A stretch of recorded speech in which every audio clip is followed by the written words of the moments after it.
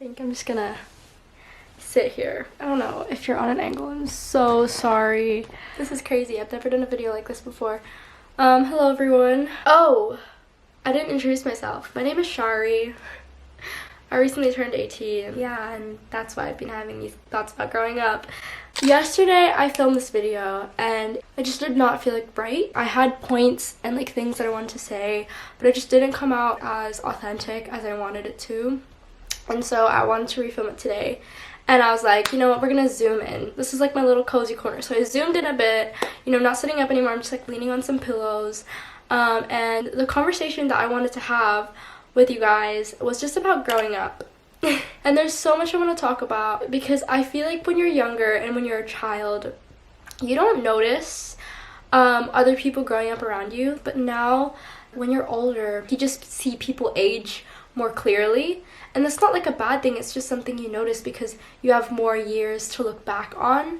So it's scary because now you're like seeing people go from teens to getting married and doing all these milestones, and you see YouTubers that were your age that you grew up with now who are, you know, graduating high school, going on to college. Dan CDM, like he's a dad now, like not just like media, but it's also just the people around you. You can look at someone and be like, wow, I've known them for like 6 years now, like since high school. It's just so insane. Okay, so first I want to talk about like thinking about the past and like reflecting on it, because by this age, right, you've just like lived a good amount of life to look back at, which is what I already said. You know, you go from your childhood and you have all these childhood memories. I just have significant memories about me playing with my stuffed animals, me playing real life Minecraft with my next door neighbor, like not digital Minecraft, guys, like real life, like we would pretend to build a house in person, like that kind of Minecraft. You're shaking, I'm so sorry, because my tripod's on my bed right now, so if you're wobbling, I'm so sorry. Anyways, you go from your childhood phase to your tween phase. And oh my gosh, the tween phase was insane because like when I was growing up, oh my gosh, when I was growing up, back in my day, no, when I was growing up, I feel like hopefully people my age like will relate, because I don't know if I have a young audience or I don't know. But like when I was growing up, you know, Britt Taylor was like a thing, Mackenzie and Maddie Ziegler, like that was the big thing. You know, Musically was a thing back then too. And I know like there are gonna be some people that look back with me and they're gonna comment like, ew, cringe, like that was such a bad phase. And like I get it, like it was kind of a cringy phase, but I wouldn't be me without like the cringe phase. It was genuinely the transition between child and teen. You're just kind of like in the middle, like, playing around still but trying to be like a little bit older. But nowadays, like, kids completely skip over the tween phase and they just don't have a cringe phase, and I'm like, that's okay, I guess, but don't try and grow up too fast.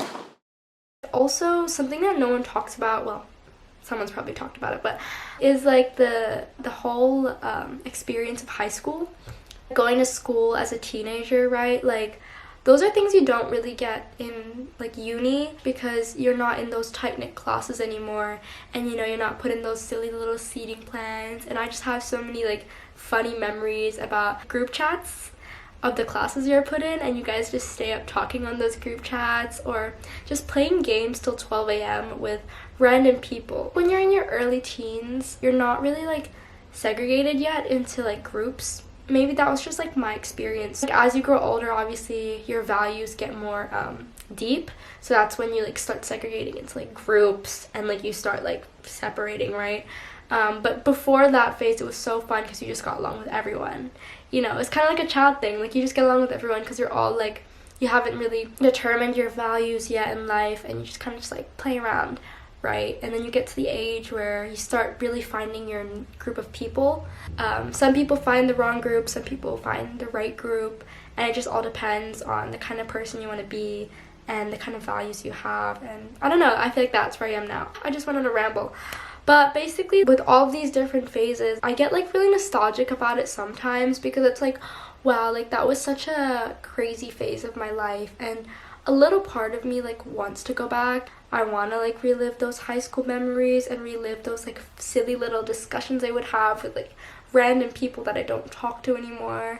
But at the same time, you know, you can't go back.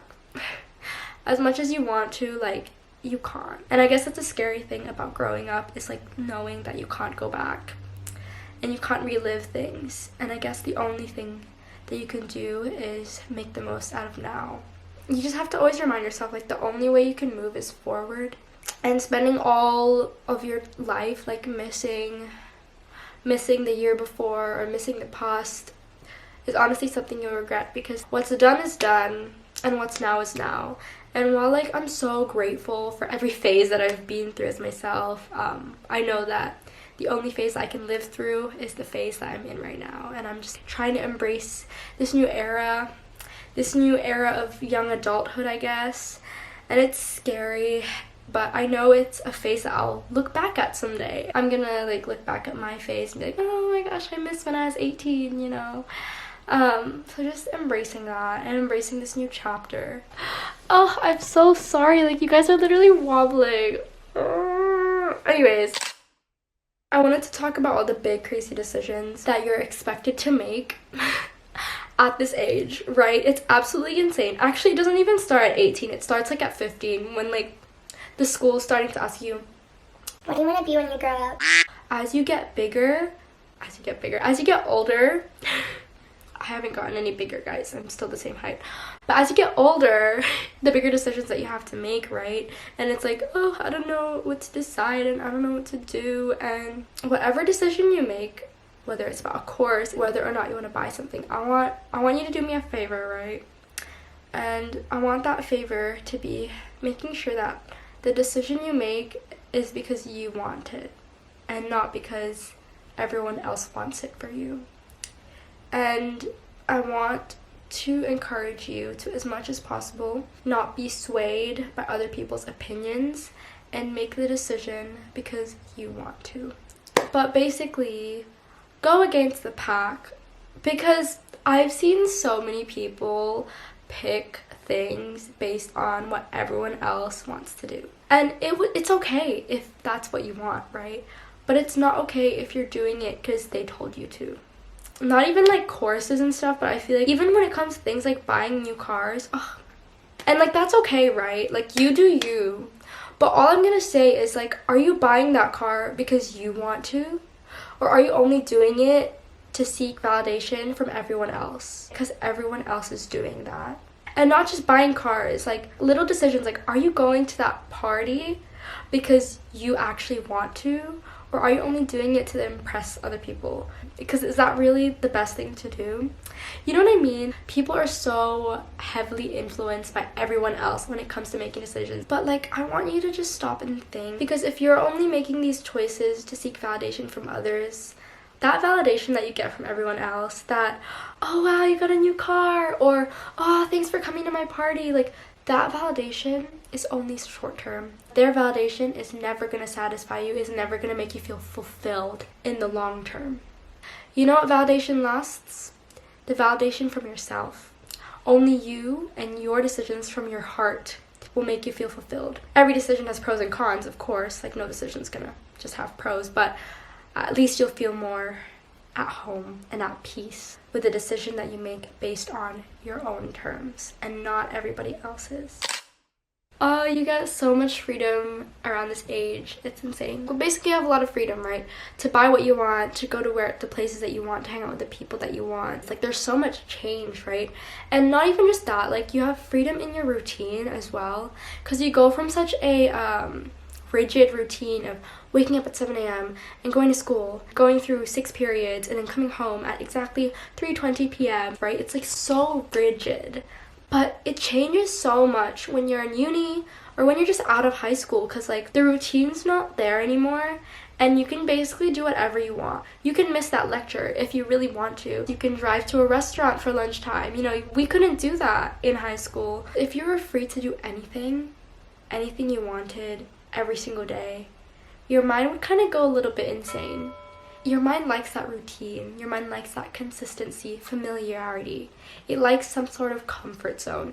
But once we graduate high school, once we turn a specific age, there's no more comfort zone, right? Everything is changing. Literally everything around us is changing. And the mind kind of gets really overwhelmed with that.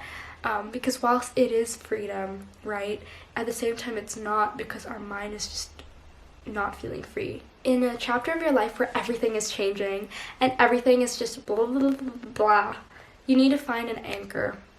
a constant anchor. And I don't want that anchor to be a person or anything external, because anything external can change. So I want you to find a constant anchor that is internal or that is in your control. Whether that anchor is a hobby, I don't know if that's external, but I would consider it internal because I think it's in your control. Whether that anchor is a routine. For me, my anchor is my faith. Personally, my relationship with God has genuinely got me through this time so much. I'm just at peace with the thought that I know that God is going to lead me to where I'm going to go, and that everything is going to work out, and that He has a good plan for me. And that's my anchor. It's my faith, and that's why I pray a lot and I do my thing. But find your anchor. Find your internal anchor that will keep you at peace in times of so much change. Because it's a big phase, okay? Like, ooh, it's crazy because people are going their separate ways as well. Like, I used to go see my friends every day, and now my friends are doing all their own things and being their own girl bosses, and it's exciting, but it's so sad because we're kind of distant cheerleaders now. It's crazy. Growing up is crazy. It's like everyone's going through their own pathways, and like the thought that one day like people will be having their own families and their own lives, and like you're not going to be like hanging out the same. It's like so weird. We're not going to be 15-year-olds playing Among Us anymore till 12 a.m., you know, because we'll have all these big responsibilities and stuff. I don't know, it's scary. But all I can say, I guess, is like, oh my gosh, keep a childlike mind. I'm not saying do things childish and be childish. When I say childlike mentality, I mean like living in the present and like still being able to find joy in the little things. Because you know kids, right? Kids find so much joy in little things. And I think that's something that's still in me, actually. I get really excited over little things. And I don't know, I just get really jumpy. I want you to do the same, because I'm not saying like be childish, like no. I'm saying like it just allows you to be happy in the little things in life and to be playful, because you don't always have to be so serious all the time. Everyone like takes adulting so seriously, and like understand we all have our own goals and stuff, and it's good to have goals, but sometimes we just need to like breathe and like relax. We can still have fun. And when I say have fun, I don't mean like reckless having fun, like oh going out and drinking some alcohol. Like no. I don't live by that kind of fun. The fun that I live by is living in the small moments and just enjoying the little things. That's what makes me feel so fulfilled as a person. Like I don't need fulfillment in big things and big parties. I just find so much joy in like, I don't know, literally going for a walk or watching the sky or having a good rant with a close friend of mine. I don't know, that's what makes me feel so happy and fulfilled. And in this world where everyone's hustling and everyone's so busy and taking everything so seriously, I feel like we just need to learn to breathe every once in a while, you know? Because at the end of the day, it's night. I'm joking, okay? At the end of the day, life on this earth has a beginning and an end, and we all age. With success and stuff, and with the hustle to success and money, yes, money is valuable, but I believe time is more valuable than money.